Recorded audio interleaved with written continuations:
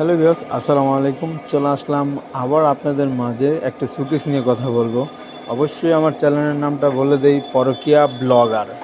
আর অবশ্যই দেখতে পাচ্ছেন 100% চিটাগাং সেগুন কাঠের একটি শোকেস, ভিতরে বাইরে সব সেগুন। এটার প্রাইস হবে মাত্র 46,000 টাকা হলে আমাদের কাছ থেকে এত সুন্দর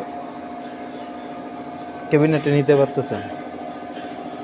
আশা করি অবশ্যই আপনাদের ভালো লাগবে।